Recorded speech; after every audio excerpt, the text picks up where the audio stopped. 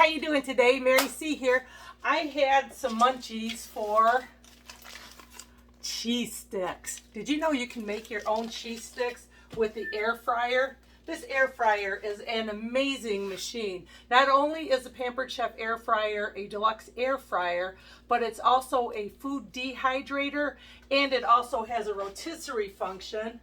It's got a basket. Do I hear French fries turning and crisping up really nice? You can also put the spit in there and rotisserie a 4-pound chicken. It says up to a 4-pound chicken. I've gotten away with a 5-pound, just so you know.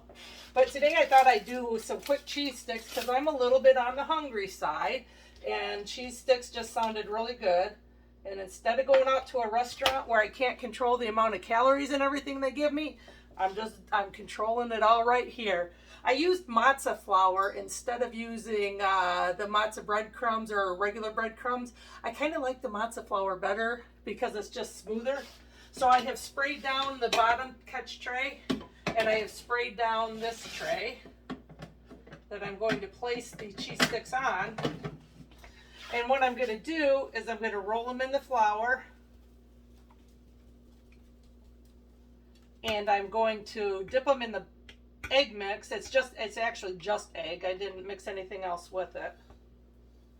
And then I'm going to roll them in the flour one more time after I do this part of it. I kind of cut out a couple steps in this just because I like to do stuff where I'm not putting any extra stuff in it if I don't need it. And then one more trip into the flour. And then I'm going to throw it on the tray. So I'm going to let you go for just a couple minutes while I finish doing the other 3, and I'll be right back. Hang on.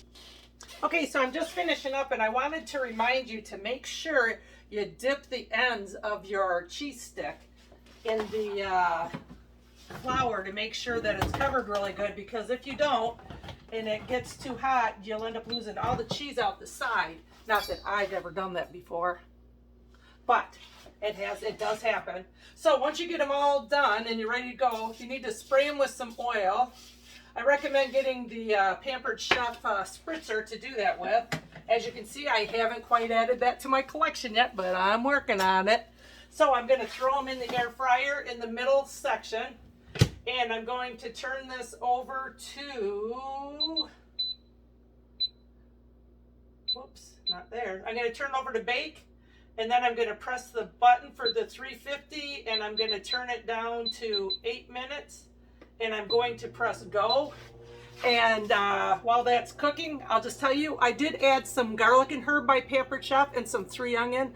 If you like onion, this stuff rocks. It's absolutely fabulous. And the garlic herb is really good too. And then over here, you'll see I've got a Pampered Chef knife. I've also got our trays. Our trays actually come in a set of 3, and they're great for doing this kind of project, for battering and that's what they're made for.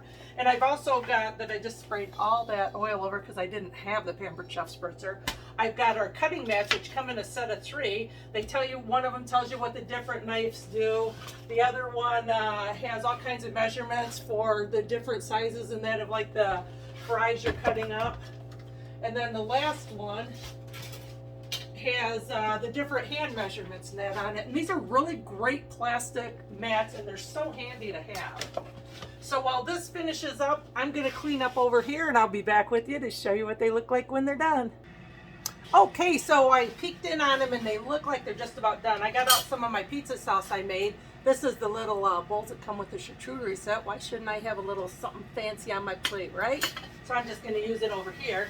So let's open this up and see what we're looking at. And, ooh, looky, looky, looky. Hopefully none of that will come out while I show you that real quick.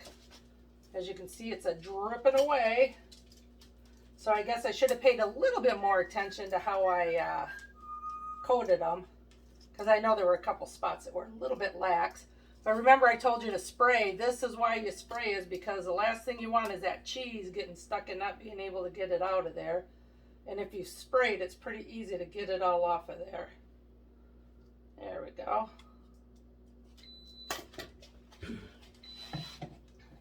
And if there's anything left, you've caught it here on your tray, so that's really great. So, since I'm not going to stick it in my mouth just yet, I will say that is something quick and easy when you just want a couple cheese sticks. What a great way to do it. You can just whip it up in a heartbeat in there. Start to finish, I don't know, maybe 10, 15 minutes. And I should have probably put it on 7 minutes because it did get done just a little bit early. So I'm going to have a cheese stick.